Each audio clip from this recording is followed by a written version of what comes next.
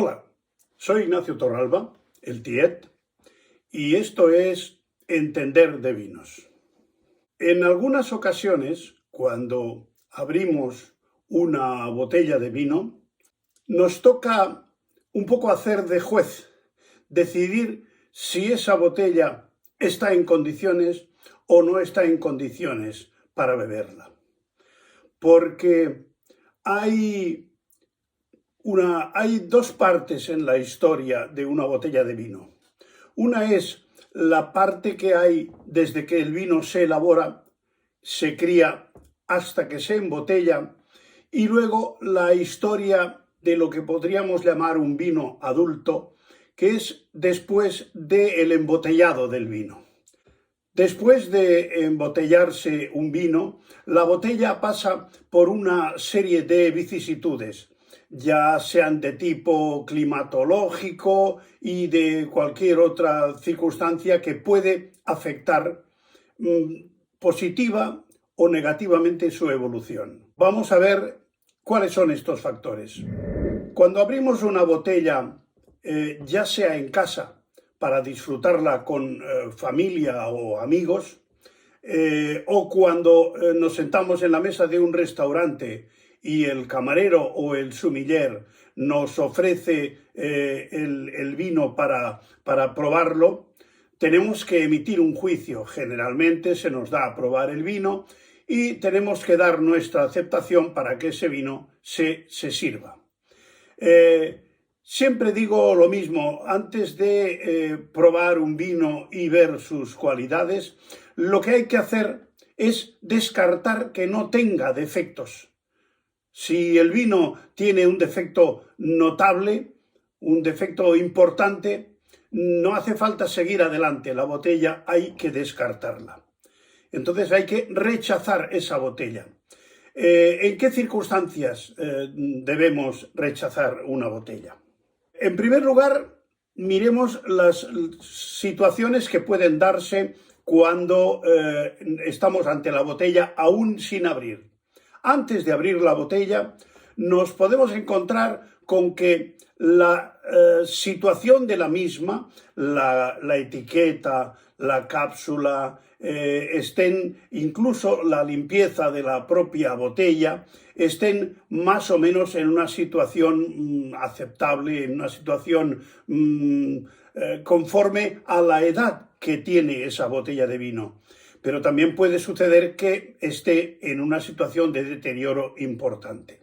Por lo tanto, eso hay que tenerlo en cuenta como norma general. No indica nada determinante, pero hay que tenerlo en cuenta. La primera cosa que podemos apreciar ante una botella sin abrir es, como en este caso, que a la botella le falte una cantidad, que no esté completa. Esto es un muy mal signo. Esta botella tiene el 98% de posibilidades de que esté en malas condiciones. El aire que ha entrado aquí, este aire puede, y de hecho habrá oxidado la botella. Esta botella está sin abrir y desde luego el corcho parece que está firme todavía. De todos modos, ha tenido algún poro por el que al estar en situación tumbada habrá ido saliendo alguna gota de vino que seguramente se ha ido evaporando porque no hay rastros en la cápsula de que se haya formado aquí ningún tipo de caramelización, ningún tipo de condensación de la evaporación del vino. Habrá sido seguramente evaporación. También podemos ver a través del vino si el vino muestra turbidez o no. La turbidez es otro de los elementos que nos da muy malos augurios. Un vino que ya está turbio, lógicamente sin remover la botella. La botella en reposo, solamente con moverla, puede no darnos la transparencia de un vino brillante, que si está en buenas condiciones se ve, pues eso, en el caso de un tinto, de un rojo brillante. Eso es un signo realmente muy preocupante. En botellas con una cierta edad hay que tantear si el corcho cede a la presión. Si cede a la presión, significa que ese corcho no ha cumplido bien con su cometido. En el caso de vinos blancos, además de estas circunstancias de turbidez o de nivel bajo, podemos encontrar un color amarillo, dorado, intenso, lo cual será una señal clara de oxidación. Un vino amarillo intenso, casi ambarino, una de dos, o es un vino muy oxidado, o es un vino dulce que ya ha tenido una crianza oxidativa y ya tiene motivos para tener ese color subido. Luego están los vinos rosados. Los vinos rosados son, yo siempre digo que el rosado es un vino a medio hacer. Es un vino que no ha llegado a ser tinto, se le ha dado la maceración suficiente como para que tenga ese color rosado, pero no se ha dado lugar a que se convierta en un tinto. Por lo tanto, el cuerpo de ese vino siempre será escaso y tendrá menos elementos conservantes que un vino tinto. Un vino rosado debe tener un rosado limpio, bonito, un color que tenga notas carmín, notas rojas. Si el color de un vino rosado tiene ya notas claras de color piel de cebolla, de color cobrizo, esto es una señal evidente de que ese rosado ya está en una fase decadente. La vida de un vino rosado se mide en semanas prácticamente, excepto los casos aparte que sean rosados ya elaborados para darles crianza. Hay algunos vinos, muy pocos, pero vinos rosados que se les da crianza. Entonces está justificado que el color haya virado un poco, pero realmente es un contrasentido dar una crianza larga a un vino rosado. En el caso de los vinos tintos, la cuestión está muy clara. Hay que mirar el nivel del vino en la botella, la turbidez y si el corcho cede. Una vez que abrimos la botella, la primera sensación que vamos a tener es el estado del corcho. El estado del corcho, el corcho debe estar completo, debe estar entero y lo deseable es que solamente esté, en el caso de los tintos, solamente esté manchado de vino en la zona que está en contacto con el mismo. Fijaros que este ha cumplido perfectamente con su función. En otro caso, cuando el vino realmente ha sobrepasado un poco el corcho, el color rojo del vino ha subido a lo largo del corcho y a veces incluso se acerca peligrosamente hasta la superficie del vino. En algunos casos, como en este, podéis ver que el vino ha llegado al exterior. El gran peligro de esta circunstancia es que por donde ha salido el vino debido a una dilatación del mismo, cuando baje la temperatura y el vino se retraiga, por donde ha salido el vino va a entrar aire. Si ese aire está contaminado con virus, bacterias, esporas, cualquier otra circunstancia, eso nos va a estropear el vino. Por lo tanto, que el corcho haya hecho bien su trabajo, como es este caso, es ya la primera buena señal que podemos tener de que un vino va a estar muy posiblemente en buenas condiciones. El corcho, hay mucha costumbre de oler el corcho. Yo creo que es más importante ver el corcho. Si el corcho está en buenas condiciones, olerlo es secundario, porque ¿a qué puede oler un corcho que ha estado en contacto con el vino? Puede oler a corcho y puede oler a vino. Por lo tanto, eso nos va a dar poca información, salvo que realmente el vino esté en malas condiciones y el tufo que tenga tanto el corcho como el vino sea de defecto flagrante. Por lo tanto, es mucho más importante ver el estado del corcho que no el olerlo. En el caso de las botellas de espumoso, es alarmante que al quitarle el bozal del corcho y salga y no se dilate, que quede retraído, que quede fino y podamos volver a introducir el corcho nuevamente en la botella. Eso es una pésima señal. Significa que ese cava o ese espumoso lleva mucho tiempo embotellado y el corcho ha perdido la elasticidad. Por lo tanto, es muy posible que haya dejado de cumplir su función de guardián del vino y ese cava haya perdido el gas, con lo cual ha perdido el 90% de su gracia. Ese cava va a estar muy posiblemente en malas condiciones, si el corcho así nos lo declara. Cuando abrimos la botella de vino y ponemos una pequeña porción en la copa para probarlo, tanto sea en casa como nos lo ponga el profesional en el restaurante, tiene que ser una cantidad de vino suficiente. Hay que poner por lo menos un dedo en la copa, suficiente para mover el vino y olerlo. En primer lugar, hay que hacer una olfacción sin mover el vino, a copa parada. Eso nos dará una idea de los aromas primarios.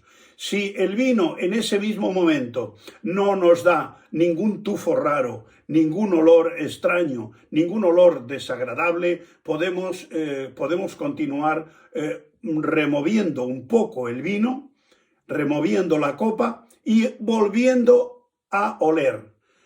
Hay que meter la nariz dentro de la copa, sin complejos, sin miedo. Meter la nariz para oler el aire que está en el interior de la copa, que es el aire donde se están evaporando las partículas aromáticas de ese vino. Si tanto en la primera olfacción como en la segunda el vino nos da un olor desagradable, ese vino es casi seguro que está en malas condiciones. Ya veremos después que hay una situación en la que puede haber una alternativa. Cuando detectemos en el vino un olor desagradable, hay que intentar ponerle nombre a ese olor. Ese olor puede ser de varios tipos de cosas, lo que nos dará una orientación de cuál es el motivo de ese mal olor. Si el vino efectivamente huele agradablemente y huele a un vino en perfectas condiciones, pues prácticamente esa inspección se ha terminado, solamente falta llevar un sorbo de vino a la boca y comprobar que el vino está en perfectas condiciones, con lo que daremos el diagnóstico de que el vino está en buenas condiciones y procederemos a degustarlo y a disfrutar de sus cualidades. Pero si detectamos un olor, como decía antes, hay que ponerle nombre a ese olor. Ese olor desagradable puede ser de humedad, de moho, de agua estancada, puede ser un olor que se llama de bretanomices. Las bretanomices son unas levaduras que pueden incluso venir de la propia viña, pero también tienen el origen en una bodega poco limpia. Si esas bretanomices han hecho su trabajo en el vino va a oler sucio, va a oler a caballerizas, va a oler a cuadras, va a oler a granja. Si el olor es muy discreto, si el olor de bretanomices es muy discreto, puede ser tolerable, incluso puede tener cierta gracia. Es lo que se le llama en un vino el olor fermier. En vinos de cierta complejidad es aceptable que haya un pequeño componente de olor fermier, de alguna bretanomices que esté por ahí disimulada, pero si la cantidad es mínima no debemos alarmarnos. Las levaduras también, según en las circunstancias que hayan hecho su trabajo, pueden estar estresadas. Si las levaduras están estresadas, dan lugar a unas lías reducidas. Las lías reducidas nos dan después unos olores de curtidos de pieles, olor de pinturas de acuarela. Esas son notas que denotan que haya habido una contaminación de bretanomices por un aspecto o por otro, ya vengan del campo con la misma uva o ya se hayan reproducido en la bodega por una falta de limpieza en la misma. Siempre se dice que en las bodegas de vino se gasta mucha agua. Hay quien dice que por cada litro de vino se gastan 10 litros de agua. ¿Cómo? Manguereando, limpiando, fregando y higienizando la bodega.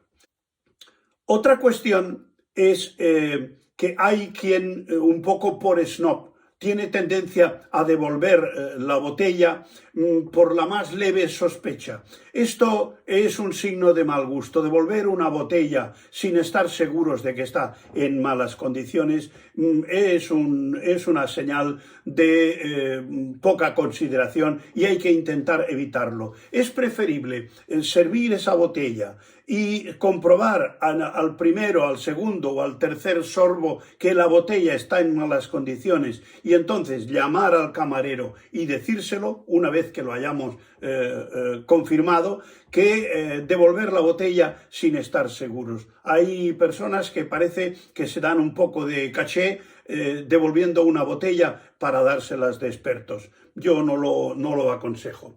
Otra cuestión es que hay quien devuelve la botella cuando se ha bebido media botella o 3/4 y entonces devuelve los últimos 4 dedos diciendo que está en malas condiciones. Me parece que queda retratado. En el restaurante no nos debe preocupar devolver una botella que efectivamente esté en malas condiciones, porque generalmente el proveedor no va a poner ninguna pega para reemplazarle esa botella al restaurador. Por lo tanto, no tiene tampoco que darnos ninguna sensación de culpa de que el dueño del restaurante vaya a perder el importe de esa botella. Normalmente los proveedores se hacen cargo e incluso en más de una ocasión te abonan la botella que está en malas condiciones y te regalan otra por las molestias que hayas podido tener. Otra cuestión aconsejable es cuando una botella está en malas condiciones de manera comprobada, intentemos elegir otro elemento de la carta, otro vino de la carta, porque si un vino de esa remesa, de ese año y de esa bodega está efectivamente en malas condiciones, no tentemos la suerte, porque podemos encontrarnos en la desagradable situación de tener que decir que también la segunda está en mal estado, ya sea porque realmente esté en mal estado o porque incluso el sabor que tengamos en la boca o el recuerdo que tengamos en la nariz nos pueda inducir a pensar que también la segunda botella está en mal estado. Es preferible elegir otra botella y cambiar, digamos, de página. Cuando al probar el vino la botella está poco expresiva, cuando un vino está un poco plano, lo normal es que ese vino necesite un poco de oxigenación. Entonces podemos solicitar al camarero o incluso es posible que nos lo ofrezca él mismo de poner ese vino en un decantador, poner ese vino en un recipiente en el que tenga una superficie amplia de contacto con el vino y esto permita que los aromas se abran. No hay que confundir la maniobra de oxigenación por vino cerrado con la de decantación, cuando se decanta un vino es para dejar en la botella los posibles sedimentos que puedan molestar después si van a parar a la copa. Una cosa es la oxigenación, que es un procedimiento en el que no hay que andar con tanto cuidado, lo que necesitamos es que el vino se oxigene, como cuando lo que queremos es decantar la botella para dejar el pozo en el fondo de la misma. Entonces tiene que ser un proceso muy delicado, poquito a poco, que el vino resbale suavemente por el cristal, y cuando veamos a través del cuello de la botella que pasa algún tipo de impureza, cortar inmediatamente, y ese centímetro o 2 centímetros del fondo de la botella hay que desecharlos, porque si no, si va a parar a la copa, realmente, aunque esos pozos no vayan a tener sabor, sí realmente es molesto encontrarlos en la misma. La aireación, lógicamente, nos va a abrir los aromas del vino, nos va a hacer que esa botella de vino manifieste mucho mejor sus aromas cuando del decantador la pongamos en la copa. Si a pesar de eso ese vino no manifiesta aromas, eso es un signo grave de que ese vino realmente lo que está es oxidado. Un vino oxidado es un vino plano, es un vino que realmente ya no se puede recuperar. El vino oxidado, además de la baja expresión aromática, también lo da a entender por la evolución del color de oxidación. Normalmente son notas terrosas, notas que le restan brillo al vino y que hacen que el propio color ya no sea agradable. Otro posible defecto del vino es que al llevárnoslo a la nariz, en la copa, notemos notas de picado, notas que nos recuerdan el vinagre. Eso significa que el vino tiene una cantidad de ácido acético que destaca y ya se convierte en un defecto importante. Una pequeña cantidad de ácido acético en el vino, si está por debajo de 1 gramo por litro, suele resaltar incluso los aromas afrutados. Si pasa de 1 gramo por litro, ya se convierte en un defecto que realmente es molesto y no tiene justificación. Ese vino se tiene que devolver. Eso está producido por una bacteria, la bacteria acética que se llama, o acetobacter. Esas bacterias producen precisamente ácido acético a partir del alcohol. Por lo tanto, lo que hacen es dar al traste con el vino y estropearlo. El gran protagonista de los defectos del vino es el llamado bouchonné. Bouchonné o olor a corcho, olor a tapón.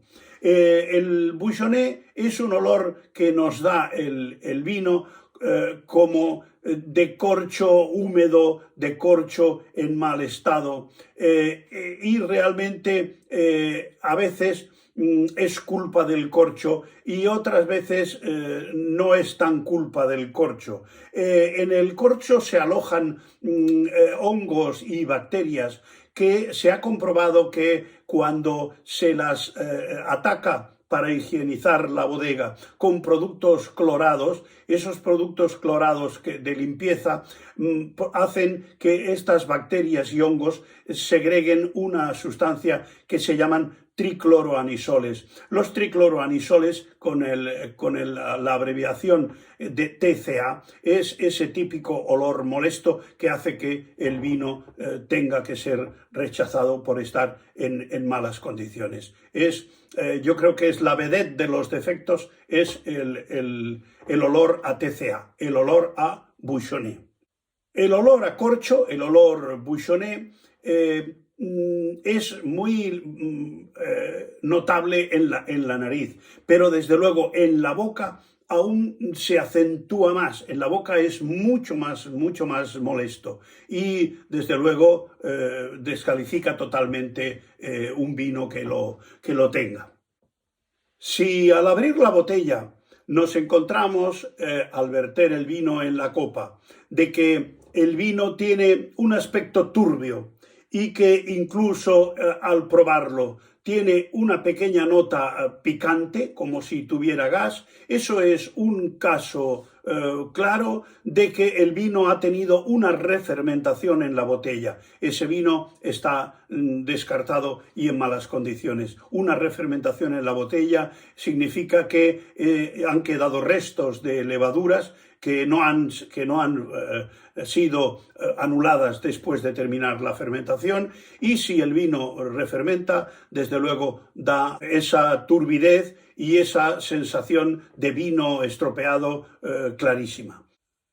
Los aromas llamados de reducción se dan en las botellas que llevan mucho tiempo almacenadas, en los vinos que llevan mucho tiempo embotellados. Esos aromas de reducción son debidos a lo contrario de la oxidación, el estado del vino en una situación en la que no ha tenido acceso al oxígeno, y entonces se produce la situación contraria, la reducción. Los aromas de reducción son unos aromas espesos de casa vacía, de algo cerrado, que normalmente, si es únicamente de reducción, esos aromas se marchan al airear un poco el vino. Si esos aromas, al cabo de 3-5 minutos de estar el vino en la copa y moverla un poco, esos aromas marchan, eso no es un defecto. Es una situación normal debido al mucho tiempo que el vino ha estado embotellado y en ausencia de ningún tipo de oxígeno. Otro olor que podemos encontrar en un vino recién abierto son olores azufrados. Los olores a azufre, esos olores que normalmente se suelen encontrar también en los balnearios de aguas sulfurosas, que son desde luego muy terapéuticos para algunas dolencias, también se pueden dar en el vino. Generalmente son debidos a que en la bodega se les ha pasado un poco la mano a la hora de ponerle sulfuroso, precisamente para evitar cualquier refermentación del vino, y ese sulfuroso tiene tendencia a quedarse ahí, mezclarse con el vino, y da un olor característico, un olor que recuerda, ¿sabéis cuando se enciende una cerilla y se apaga el olor que le queda a la cerilla? Pues ese es el olor que recuerda el defecto de sulfuroso.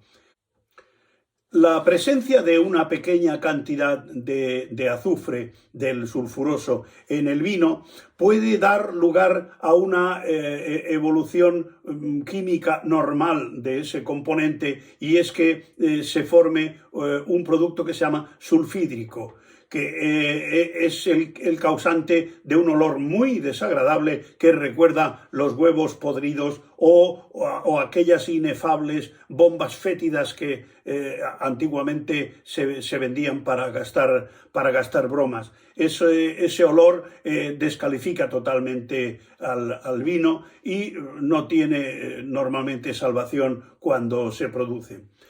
El olor a moho, el olor a enmohecido en el vino, es también un defecto que se encuentra con relativa frecuencia. Normalmente se debe a que en el interior de las barricas de vino, cuando se aprovechan las barricas viejas, esas barricas hay que limpiarlas muy concienzudamente por dentro. Hay que limpiarlas con agua a presión, agua muy caliente y a mucha presión. Incluso esos aparatos para lavar las barricas suelen tener unas cadenas que se meten dentro de la barrica para que esas cadenas limpien la barrica por dentro de tartratos y dejen la madera en mejores condiciones para cobijar el vino del año siguiente. Lógicamente, en el caso de que la bodega no se pueda permitir el estrenar barricas de primer año o de segundo o de tercero, lógicamente. En la evolución del vino hay un elemento que es las notas frutales. Las notas frutales son propias de todos los vinos. Lo que ocurre es que la fruta en el vino tiene una evolución que es la propia de la fruta. En los vinos jóvenes huele a fruta fresca, en los vinos con crianza suele dar notas de fruta madura, en los vinos de reserva y de mucho tiempo de crianza suele dar notas de fruta acompotada o pacificada, y cuando esa nota ya evoluciona a tope se puede decir que huele pues a eso, al final de la fruta, que es la fruta podrida. El vino es un estado transitorio en la vida del producto. Cuando se acaba el vino, empieza el vinagre o empieza una cosa extraña que ya no tiene ni siquiera nombre de vino. Los vinos, en el fondo, yo siempre los comparo también como las personas. Los vinos buenos, con el tiempo, evolucionan a mejor. Y en el caso de los vinos malos, pues es como las personas malas, también con el tiempo evolucionan, pero a peor. En la vida de una botella, cualquier elemento que pueda contribuir a su mejora y a su evolución positiva, en sentido contrario, puede servir para la evolución negativa. O sea, todo lo que le aporta de bueno a una botella una temperatura estable, pues una temperatura con altibajos le proporciona justamente lo contrario. La quietud, la tranquilidad, la falta de olores y de aromas extraños en el vino, todo eso, si el vino está a salvo de esas circunstancias, evoluciona bien, y si no, todas esas circunstancias van sumando elementos negativos también al resultado final, que es el gran momento del examen, el momento de abrir la botella y, en el caso de que esté bien, disfrutarla, y en el caso de que esté mal, tirarla o rechazarla si estamos en el restaurante. El oxígeno es un elemento indispensable para la polimerización y el envejecimiento del vino. El problema es que tiene que ser en una cantidad muy moderada y en muy pequeña cantidad, porque en exceso, así como en pequeña cantidad favorece, en una gran cantidad lo que produce es oxidación, y la oxidación es prácticamente la muerte del producto. Produce en el vino un producto que se llama acetaldehído, y eso es un producto de degeneración del vino. Otra nota olfativa que nos puede dar un vino al abrir la botella es lo que se llama de acidez volátil. La acidez volátil es el recuerdo al disolvente de aquel pegamento que se llamaba pegamento y medio, o de el barniz de las uñas. Eso es acetato de etilo. La acidez volátil se produce durante la fermentación, y según cómo se haya llevado a cabo la fermentación puede haber más o menos cantidad. Eso es un elemento que siempre es negativo, que en mínimas cantidades es tolerable, pero desde luego si se nota olfativamente, ese vino queda descalificado. En caso de que haya una cantidad que llega a notarse, ese vino está a medio paso de convertirse en un vinagre, que puede ser incluso bueno o malo. Hay elementos de la conservación y del servicio del vino que son muy sencillos, pero a los que hay que tener también en cuenta, porque se pueden convertir en un elemento de que un vino pueda producirnos una sensación desagradable. Y me refiero, por ejemplo, a la temperatura. Servir un vino muy fuera de la temperatura óptima de servicio puede hacer que ese vino esté realmente fuera de lugar. Y es importante tenerlo en cuenta, porque a veces la propia temperatura, si es muy elevada, puede resaltar defectos que a una temperatura más adecuada no lo resaltaría. También una temperatura excesivamente baja puede acentuar el aspecto tánico de un vino, puede acentuar la acidez propia del vino, etc. O sea, también tengamos en cuenta que servir el vino a la temperatura ideal es importante para que la sensación que nos produzca el vino sea placentera, porque detectar cuando un vino está en malas condiciones también es entender de vinos.